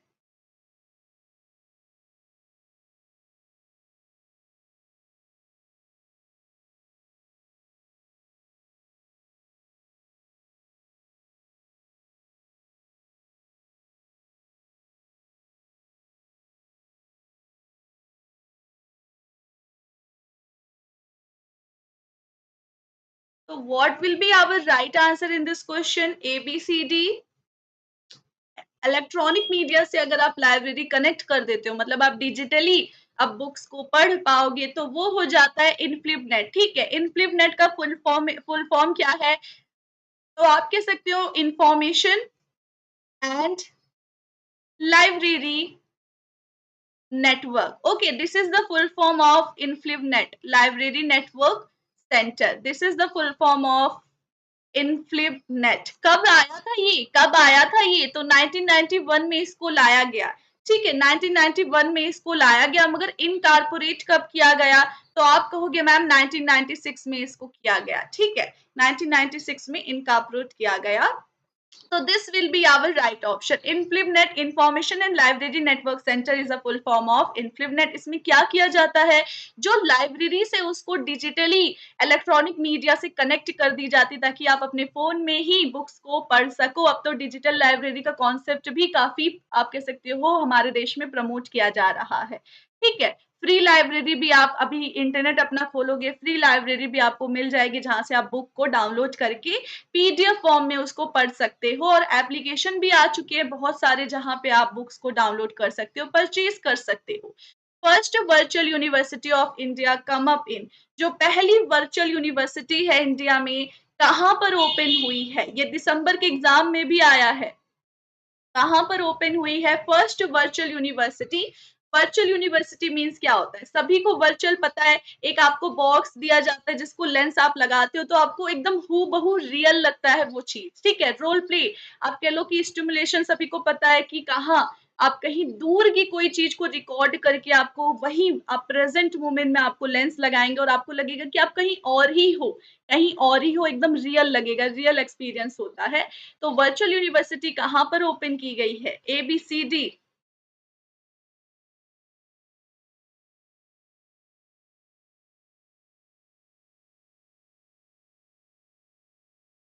तो what will be our right option? Tamil virtual university. Tamil virtual university Tamil Nadu में ओपन की गई है। कब ओपन की गई है? 17 फरवरी 2001 में ओपन की गई है। यूजीसी के द्वारा मान्यता भी इसको मिल गई है। तमिल वर्चुअल यूनिवर्सिटी इसका नाम है। क्या नाम है? Tamil virtual university. आप इसमें क्या करते हो? एक लेंसेस आपको मिलता है, आप उसको लगाते हो और आपको लगेगा कि आप क्लासरूम में बैठे हो, आप पढ़ पाते हो वर्चुअली।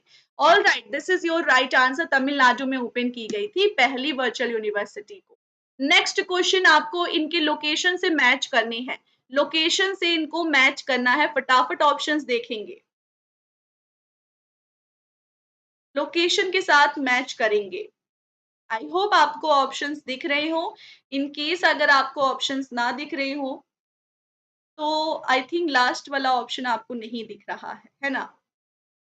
तो ये वाला नाम मैं यहाँ पे लिख देती हूँ। डी जो ऑप्शन है, मैं डी यहाँ लिख देती हूँ। The energy and resource resources institute. Okay, D का लास्ट ऑप्शन जो आपको नहीं दिख रहा है, मैंने एक जगह लिख दिया है। आप यहाँ इस साइड देख के डी को आप मैच करो, फटाफट ऑप्शन को मैच करो। काफी ये क्वेश्चन एग्जाम में आते हैं, मैच ऑफ द फॉलोइंग काफी क्वेश्चन आते हैं। लास्ट वाला ऑप्शन ममता मैंने साइड में लिख दिया है, आप यहाँ से देख लीजिए। So what will be our right option? A will be your right option. Vikram Sarabhai Space Research Centre कहाँ पर है? Vikram Sarabhai Space Research Centre Thiruvananthapuram में है। ठीक है, त्रिवंतापुरम में है। Centre for Cellular and Molecular Biology कहाँ पे ये सेंटर पड़ता है? हैदराबाद में है। कहाँ पर है? हैदराबाद में है। Indian space research organisation ISRO कहाँ पे पड़ता है? बेंगलुरु में पड़ता है। एनर्जी एंड रिसोर्स जो आप इंस्टीट्यूट है ये न्यू दिल्ली में पड़ता है, ठीक है। तो बहुत ही सामने सामने ही ऑप्शन था इनका। हाँ बिल्कुल Radhe, A will be your right option. Next question देखेंगे जल्दी से। एनबीए कब सेटअप किया गया था? एनबीए कब सेटअप किया गया था, इसका फुल फॉर्म भी मुझे बताएंगे और ये भी बताएंगे इसको कब सेटअप किया गया था। एनबीए को फटाफट आंसर करेंगे, एबीसीडी फुल फॉर्म के साथ, फुल फॉर्म के साथ, नो चीटिंग, फुल फॉर्म के साथ बताना है।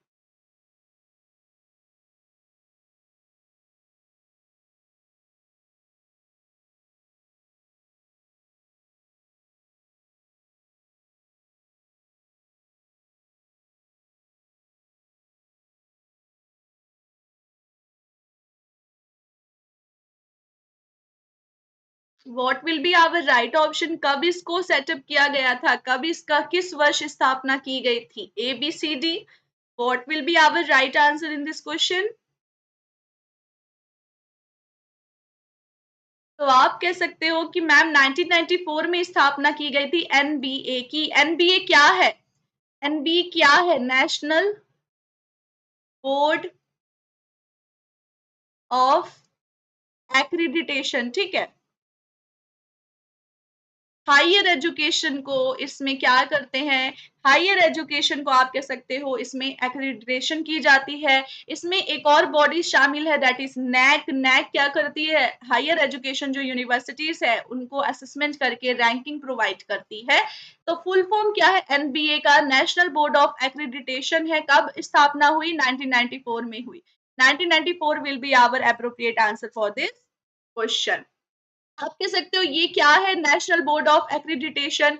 ये आप कह सकते हो one of the two major bodies है। ये आप कह सकते हो वन ऑफ जो दो मेजर बॉडी है इंडिया में जो क्या करती है हायर एजुकेशन इंस्टीट्यूट को रैंक प्रोवाइड करती है। उसमें से पहली है नेशनल बोर्ड ऑफ एक्रीडिटेशन, दूसरी है आपकी NAAC. Okay, NAAC is a national assessment accreditation. कब आया? 1994 में आया। बिल्कुल, बिल्कुल नहीं राधे, बास्केटबॉल नहीं है, एसोसिएशन नहीं है। आपको हायर एजुकेशन के टर्म से आंसर करना है। हायर एजुकेशन के टर्म से आपको आंसर करना था। Aligarh Muslim University was set up in the year. Aligarh Muslim University को कब सेट किया गया था? किस वर्ष Aligarh University, Aligarh Muslim University को सेटअप किया गया?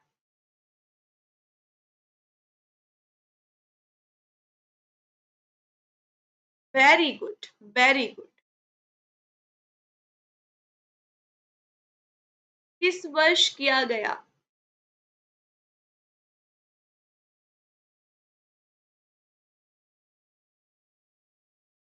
What will be our right answer? 15 seconds are left now.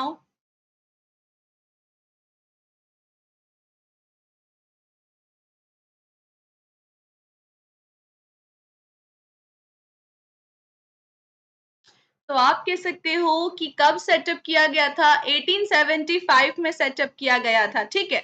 24 मई 1875 में किसके द्वारा? सर सैयद के द्वारा, ठीक है।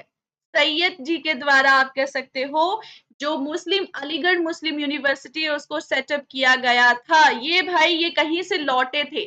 कहाँ से लौटे थे ये? आप कह सकते हो ऑक्सफोर्ड और कैम्ब्रिज यूनिवर्सिटी देखकर, ये ट्रिप देखकर ये लौटे थे। फिर इन्होंने क्या किया? अलीगढ़ मुस्लिम यूनिवर्सिटी की स्थापना की 1875 में की सर सैयद द्वारा, ठीक है, फाउंडेड। ओके, नेक्स्ट क्वेश्चन फटाफट देखेंगे। हाँ बिल्कुल सारिका, उत्तर प्रदेश में है, अलीगढ़ तो वहीं पड़ता है। Who among the following was the first education minister of independent India? जो हमारे फर्स्ट आप कह सकते हो एजुकेशन मिनिस्टर थे, इनके नाम से एजुकेशन डे भी मनाया जाता है। नेशनल एजुकेशन डे भी इनके उपलक्ष्य में मनाया जाता है। फटाफट आंसर करेंगे। तो कौन थे आपके फर्स्ट, आजादी के बाद पहले एजुकेशन मिनिस्टर कौन थे? Very good, very good.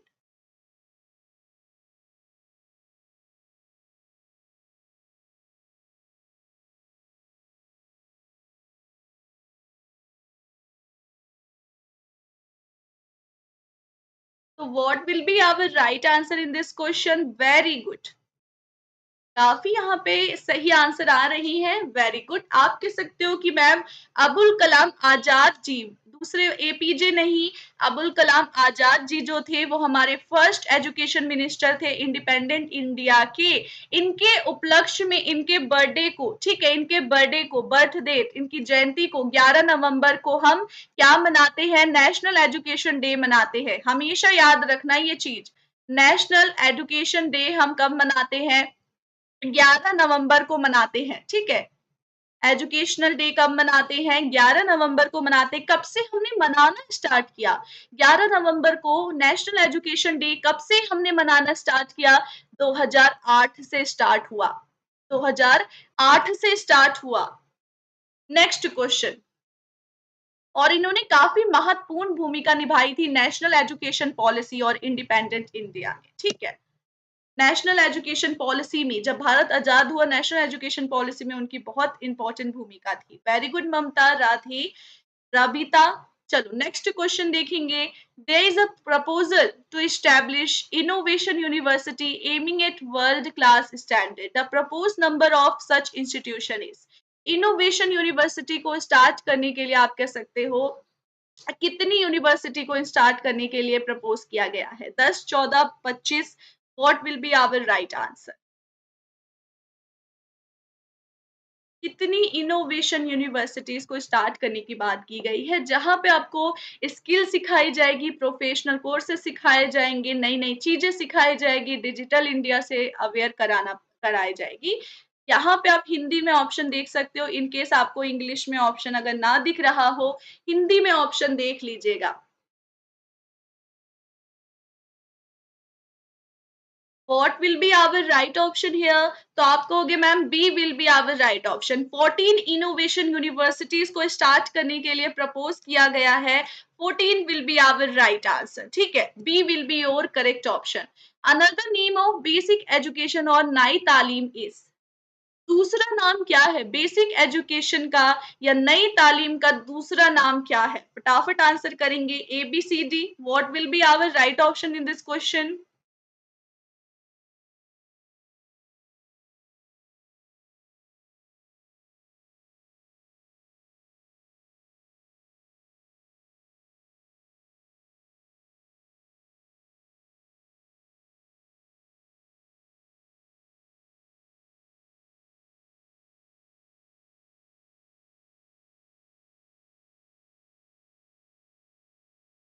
जल्दी से आंसर करेंगे। What will be our right answer in this question? Another name जो बेसिक एजुकेशन या फिर आप कह सकते हो नई तालीम, न्यू एजुकेशन का दूसरा नाम क्या है? कब स्टार्ट किया गया था? किसके द्वारा स्टार्ट किया गया था? दूसरा नाम है इसका वर्धा एजुकेशन प्लान। क्या नाम है? Wardha Education Plan. महात्मा गांधी जी के द्वारा स्टार्ट किया गया था। किसके द्वारा? महात्मा गांधी जी के द्वारा स्टार्ट हुआ था। ये कब हुआ था? 1937 में स्टार्ट हुआ था। कब स्टार्ट हुआ था? 1937 में स्टार्ट हुआ था। इसमें क्या कहा गया था? स्पेशल एजुकेशन प्रोग्राम था। इसमें कहा गया कि जो 8 वर्ष, 8 से लेके 14 वर्ष के आप कह सकते हो बच्चे हैं, उनको आप कह सकते हो कंपलसरी एजुकेशन दिया जाए। कंपलसरी एजुकेशन दिया जाए। 8 वर्ष से 14 वर्ष तक जो बच्चे हैं उनको कंपलसरी एजुकेशन दिया जाए। इसको आप और किस नाम से जानते हो? नई तालीम, ठीक है, या न्यू एजुकेशन के नाम से जानते हो। तालीम मीन्स क्या होता है? एजुकेशन है ना। तो न्यू, नई तालीम या न्यू एजुकेशन के नाम से जानते हो। महात्मा गांधी जी द्वारा स्टार्ट किया गया था, 1937 में आया। 8 से लेके 14 वर्ष के बच्चों को कंपलसरी एजुकेशन देने की इसमें बात की गई थी। इसी के बाद ही तो वहां पे जो राइट टू एजुकेशन एक्ट आने स्टार्ट हुए, जिसमें यही बात की गई कि हमें 14 वर्ष तक जो बच्चे हैं उनको कंपलसरी एजुकेशन देने की बात हुई न्यू एजुकेशन पॉलिसी में। हाँ, बिल्कुल राबिता, फ्री एंड कंपल्सरी एजुकेशन 8 से लेके 14 एज ग्रुप के स्टूडेंट को। जय श्री राम सुमंत जी, इन सभी को। चलो नेक्स्ट क्वेश्चन देखेंगे फटाफट। National education policy 2020 replace by a new pedagogical curricular structure. What is the new curricular structure according to NEP 2020? New education policy में जो पाठ्यक्रम का जो स्ट्रक्चर है वो चेंज किया गया है, तो वो नया क्या है अभी? अभी नया जो है वो क्या है? पहले 10+2 था, सभी को पता है। कोठारी जी ने, ठीक है, दौलत सिंह कोठारी जी ने 1964 में आप कह सकते हो जो उनका आपने प्रपोज किया था 10+2 का, उन्होंने सीक्वेंस प्रमोट किया था मॉडल का 10+2+3। तो अभी न्यू एजुकेशन पॉलिसी कस्तूरी रंगन जी के अंडर में जो आई है 2020 में, उसमें कौन से मॉडल को प्रपोज किया गया है? और एज ग्रुप भी बताइएगा कि मैम इस एज से लेकर वहां उस एज तक उस मॉडल को प्रपोज किया गया है। तो what will be our right answer in this question? फटाफट क्वेश्चन को देखेंगे, आंसर करेंगे।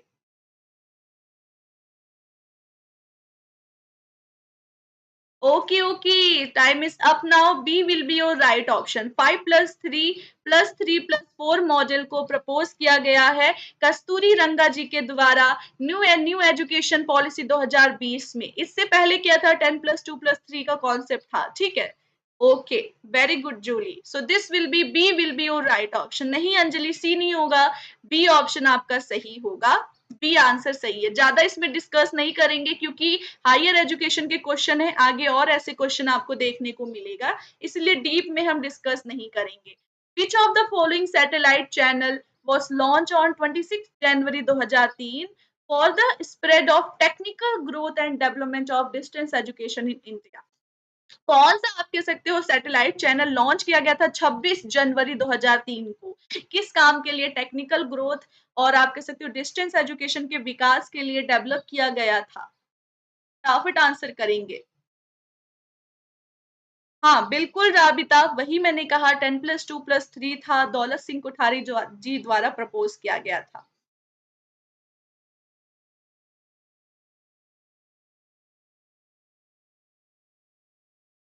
फटाफट इस क्वेश्चन को आंसर करेंगे।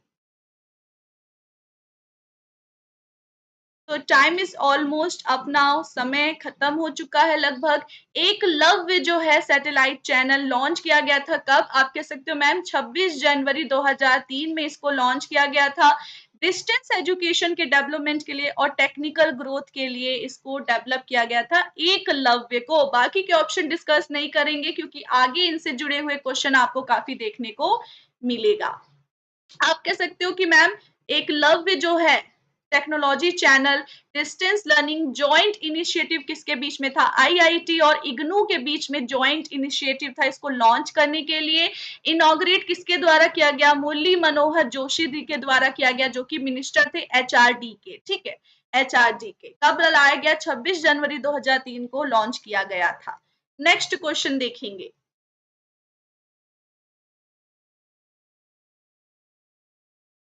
Very good, very good. फटाफट नेक्स्ट क्वेश्चन देखेंगे एंड आंसर करेंगे इस क्वेश्चन का।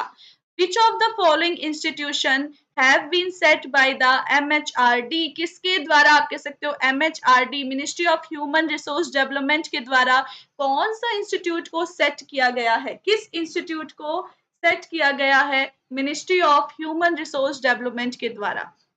हालांकि अब इसका नाम चेंज हो गया है, अब मिनिस्ट्री ऑफ एजुकेशन कर दिया गया है, ठीक है, अब चेंज हो गया है। पहले एमएचआरडी आप जानते थे, लेकिन अब इसको मिनिस्ट्री ऑफ एजुकेशन कर दिया गया है। नहीं ममता, डिफिकल्ट नहीं है हायर एजुकेशन, बस थोड़ा फैक्चुअल है। इसमें आपको थोड़ा स्टैटिक जीके है, थोड़ा फैक्ट है, वो पढ़ना पड़ेगा, थ्योरी कम है इसमें, इसीलिए आपको डिफिकल्ट लगता होगा। फटाफट इस क्वेश्चन को आंसर करोगे। तो कौन सा इंस्टीट्यूशन एमएचआरडी द्वारा सेट किया गया था? नेशनल बाल भवन सेट किया गया था ministry of human resource development के द्वारा, नेशनल बाल भवन नई दिल्ली में, ठीक है। नेक्स्ट क्वेश्चन फटाफट देखेंगे। साइट का मतलब क्या होता है? साइट का फुल फॉर्म क्या होता है? ABCD। साइट का फुल फॉर्म क्या होता है?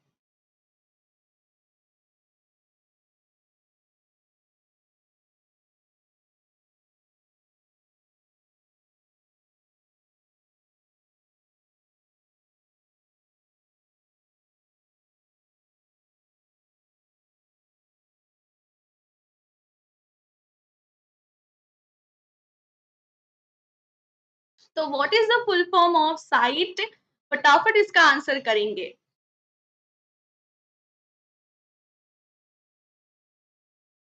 Very good, very good. सभी के आंसर मैं देख पा रही हूँ, बहुत ही अच्छे। What will be our right answer in this question? A, B, C, D?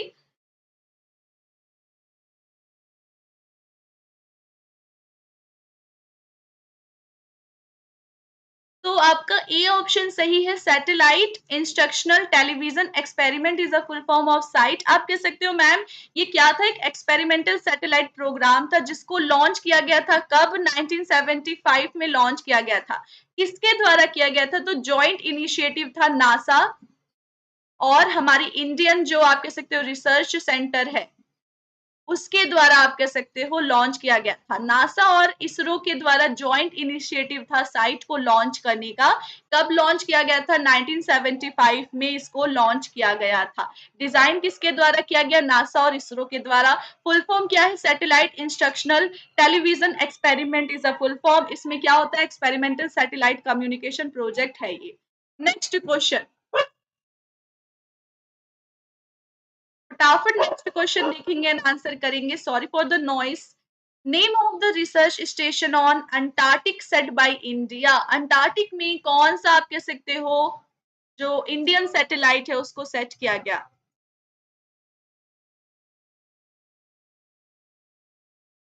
Antarctic में कौन सा इंडियन सैटेलाइट सर्च सेट किया गया?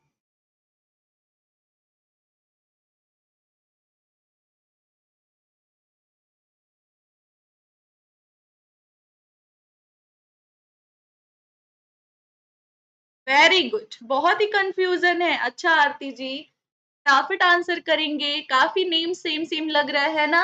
इंडिया ने 3 सैटेलाइट अंटार्कटिक में सेट किया गया है। अंटार्कटिक में 3 सैटेलाइट सेट किया है इंडिया ने। तो उसमें से एक सैटेलाइट का आंसर आपको देना है। दक्षिण Gangotri, Dakshin Ganga, Dakshin Godavari. What will be our right option in this question?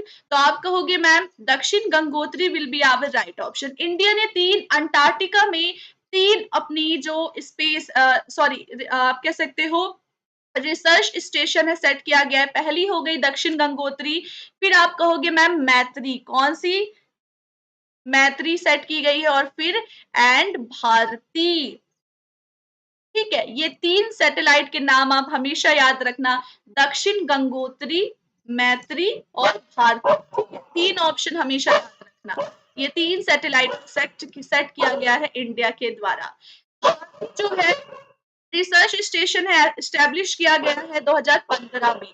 ठीक है, और बाकी कौन से नाम है? दक्षिण गंगोत्री और मैत्री। ये जो सेशन था ये यहीं के लिए था। और आपको जैसे कि पता है मैम हमेशा एक होमवर्क क्वेश्चन देके विदा लेती हैं क्लास से। तो ये आज का होमवर्क क्वेश्चन है। होमवर्क क्वेश्चन यानी कि आपको इसका जो आंसर करना है ऑफलाइन कमेंट में करना है, यहाँ पर नहीं। ऑफलाइन कमेंट, क्लास बीत जाए उसके बाद ऑफलाइन कमेंट में आपको आपका आंसर करना है। और जो विनर्स होंगे, जो आंसर सही करेंगे, उनके नाम मैं आपको कल के क्लास में बताऊंगी। ठीक है, स्क्रीनशॉट ले लीजिए आप सभी इस क्वेश्चन का। और मैं सभी से उम्मीद करती हूँ, यानी सभी इन द सेंस सभी जो स्टूडेंट्स क्लास को देख रहे हैं, सभी इस क्वेश्चन का आंसर ऑफलाइन कमेंट में आप सभी करेंगे। तो आई होप क्लास आपको पसंद आई हो प्यारे साथियों। एक छोटा सा इंट्रोडक्शन जाते जाते देना चाहूंगी। मैं हूं ज्योति तिवारी मैम, जो यूजीसी नेट पेपर 1 पढ़ाती है। पेपर 2 मेरा हिस्ट्री है। More than 3 year of teaching experience मुझे हो चुका है। एंड दोपहर के हमारी 2 क्लासेस यूट्यूब पर होती है। कभी कभी हम लोग क्लासेस को 2:30 बजे शुरू करते हैं, यानी 2:30 पर, और दूसरी क्लास मेरी होती है 3:30 पर। ये जो टाइमिंग यूट्यूब की क्लास होती है। एप्लीकेशन, जो बच्चे मुझे एप्लीकेशन पे जानते हैं, क्लासेस की टाइमिंग पता है। 6:40 PM एप्लीकेशन की क्लास, 8 PM एप्लीकेशन की क्लास। ये 4 टाइम आप हमेशा याद रखिएगा। बहुत बहुत शुक्रिया क्लास को देखने के लिए। उम्मीद और आशा करती हूँ क्लासेस आपको पसंद आई हो। कोई भी आपका अगर सुझाव हो, कोई भी आपका कमेंट हो, तो आप ऑफलाइन कमेंट में मुझे बता सकते हैं। उम्मीद और आशा करती हूँ क्लासेस पसंद आई हो। बहुत ही आप लोग बहुत ही इंटेलिजेंट स्टूडेंट्स हो। बस थोड़ी और मेहनत करो, थोड़ा और एनालिसिस करो, अपनी गलतियों से सीखो। इसको दोबारा इस क्लास को देखना और एनालाइज करना कि आपने क्या गलती की है, कौन से क्वेश्चंस गलत किए हैं। Analysis is a power. ठीक है, आप जो बीते हुए हर गलती को एनालिसिस करोगे तो आपका रिजल्ट आएगा। तो 13 जून से एग्जाम आपका शुरू है। आई होप सभी उसमें बेस्ट परफॉर्म करें। इसी उम्मीद और आशा के साथ कि हम फिर मिलेंगे एक नई क्लास में। आप सभी से मैं विदा लेना चाहूंगी। जय हिंद।